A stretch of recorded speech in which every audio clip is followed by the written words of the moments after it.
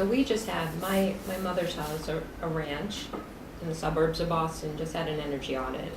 And although the audit came back that we had the proper amount of insulation, but they still suggested that we could add additional insulation as well as to make sure to seal everything.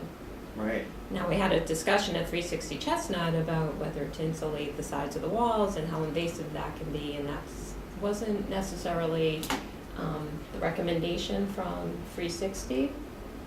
But the ear sealing, what are your thoughts on that? Well, so Where would you start? did the auditor perform a blower door test? No, that was not part of the initial audit. That was recommended when I asked him about it. I asked, what about the doors, because there's a back door and it's notoriously been kind of a trouble spot. And he suggested having a blower door test done and the thermal scan. Right, an infrared scan. The infrared scan. Right, an infrared camera to see if insulation was present or not. So, which I was kind of expecting that to be part of the initial audit, but yeah. Should that be or should it not be? You know, in the summer months, it's not effective to do an infrared scan because there's no great difference in temperature from inside the building and outside, so it wouldn't really be that effective. So, but if you know, after November, when the heat is on, and it's possible, it's effective to do an infrared scan, but infrared scans are only effective if the person that's holding the camera knows what they're looking at. So you can look through and you can see an infrared image, and you can see blue spots and yellow spots, but it's all just sort of useless information unless it's in the hands of a building scientist or an experienced auditor that knows the difference between insulation being present or not. For example, I recently did an audit in Randolph.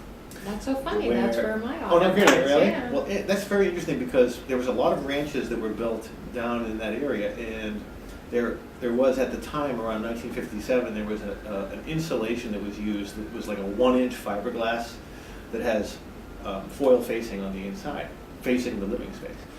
And so, in auditing this one building, I was looking at the exterior walls, and I saw that there was what looked to be insulation in the cavity, but I was a little bit suspicious, and so I removed a shingle from the outside, and I drilled a hole, and I peered into the cavity, and I said, wow, you know, interesting, you know, 3 inches of cavity space, 3.5 inches of cavity space, 1 inch of insulation. So this would be a perfect example of why that would be a great house to insulate.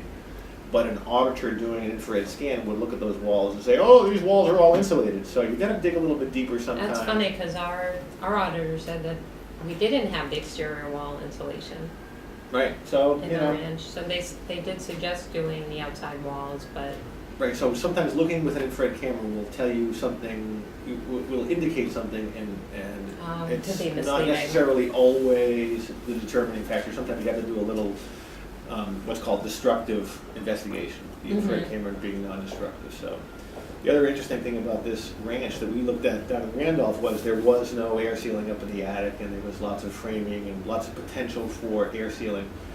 So we ended up air sealing that home, and using a blower door test is a great way at the beginning of your air sealing to determine the natural ventilation rate and to measure as you're going through the air sealing how effective you are as you're going through it, and then doing a post blower door test at the end to measure the change and to ensure that you have enough natural ventilation rate.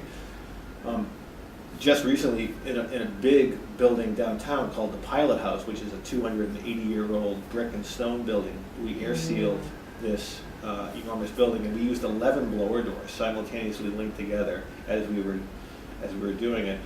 And the engineering firm Simpson, Gumpert, and Hagerman wanted us to track the air sealing as we were doing it, not a pre and not a post, but a continuous air sealing monitoring going on. So we have like our minute by minute data on how effective the crews were as they were going through, and it was very pretty high tech. It wasn't that high tech, and we didn't invent the software. We were just using a tech log, but that was really interesting.